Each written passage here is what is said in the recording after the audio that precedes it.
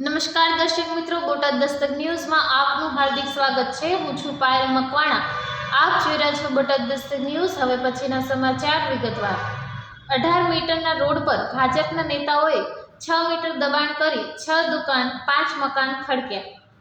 20 વર્ષ જૂની સોસાયટીમાં રોડ શા માટે નથી બનાવવામાં આવતા તેનું સચોટ કારણ દિવ્ય ભાસ્કર શોધી લાવ્યું છે। ગેરકાયદેસર બાંધકામ કરી 6 દુકાન ₹54 લાખ અને 5 મકાન 1.50 કરોડમાં વેચી માર્યા। તિરુપતિ બાલાજી પાર્કમાં ટીપી રોડ બંધ કરવાના કારણે દિવ્ય ભાસ્કરની તપાસ કરતા એવી ચોંકાવનારી હકીકત પ્રકાશમાં આવી હતી કે આ રોડ પર ભાજપના આગેવાનોએ 6 દુકાનો અને 5 મકાનો ખડકી લીધા છે અને હાલમાં તે વેચવાની કામગીરી ચાલી રહી છે। ભીતરમાંથી જાણવા મળ્યા મુજબ હાલમાં ગેરકાયદેસર ટીપી રોડ પર ચણાયેલી દુકાનો ₹9 લાખ લેખે અને મકાનો ₹30 લાખ લેખે વેચવામાં આવી રહ્યા છે। 1.5 વર્ષ પહેલા આ મકાનો અને દુકાનોનું મહાનગરપાલિકાએ ડિમોલિશન કરી નાખ્યું હતું, પરંતુ રાતોરાત વગધારી તત્વોએ નવા મકાનો અને દુકાનો ઊભા કરી હાલમાં તેને વેચવા માટે કવાયત હાથ ધરી રહ્યા છે અને એક મકાન તથા દુકાન વેચી નાખ્યાની વિગતો પણ પ્રકાશમાં આવી છે।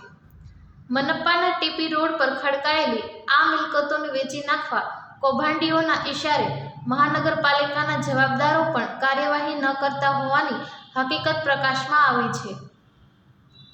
સ્થાનિક રહીશોએ જણાવ્યા અનુસાર કૌભાંડીઓએ ટીપી રોડ પર 6 મીટર સુધી દબાવી દુકાનો અને મકાનો ગેરકાયદેસર રીતે ખડકી દીધા છે અને હવે કોઈને પધરાવી દેવા તૈયારી ચાલી રહી છે। આમ આદમી પાર્ટીના રાહુલ ભુવાએ ટીપી રોડ પર દુકાનો અને મકાનોનું દબાણ ભાજપના પરેશ પીપળિયા અને મેયર નયનાબેન પઢેડિયાનું હોવાનો આક્ષેપ કર્યો છે। વિસ્તારના પ્રજ્ઞાબેને નામના મહિલાએ જણાવ્યું હતું કે રોડનું કામ થતું ન હોવાથી ફરજિયાત વન વેમાં ચાલવું પડે છે અને સોસાયટીમાં રહેતા લોકોને દરરોજ દંડના મેમા આવે છે, જ્યારે અમારી પાસે આ રસ્તાનું કામ થતું ન હોવાથી બીજો કોઈ ઓપ્શન જ નથી। મનપાના શાસકો અને અધિકારીઓના પાપે સેંકડો રહીશો હેરાન થતા હોય અને દંડના સતત મેમા આવતા હોય ત્યારે આ મેમા mayor, municipal commissioner, police commissioner અને સિટી એન્જિનિયરને આપવા જોઈએ। આ તમામ જવાબદાર પદાધિકારીઓ અને અધિકારીઓને લોકોની હાલાકી દેખાતી નથી, જ્યારે તેમના પરિણામે સામાન્ય પરિવારોની મહેનતની કમાણી દંડમાં સમાણી જેવો ઘાટ સર્જાય છે। દિવ્ય ભાસ્કરે ઈસ્ટ ઝોનના સિટી એન્જિનિયર M.R. શ્રીવાસ્તવનો સંપર્ક કરતા તેઓએ એવો બચાવ કર્યો હતો કે આ રસ્તા ચેન્જની વાતચીત ચાલતી હતી, તેથી આ રસ્તાનું કામ બાકી રાખી દીધું છે। હવે રસ્તા પર દબાણની ફરિયાદ મળી છે તો તેનો સર્વે કરાવાશે, ત્યારબાદ ડિમાર્કેશન કરી રસ્તાનું કામ શરૂ કરાવીશું। આ કામમાં કેટલો સમય લાગશે તેનો જવાબ સિટી એન્જિનિયરે આપ્યો ન હતો।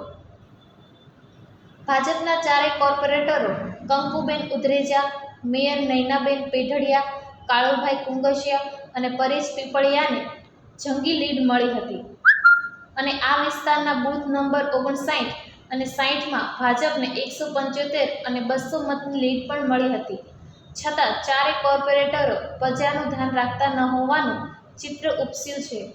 સૌજન્ય દિવ્ય ભાસ્કર, બોટાદ દસ્તક ન્યૂઝ, પાયલ મકવાણા, બોટાદ।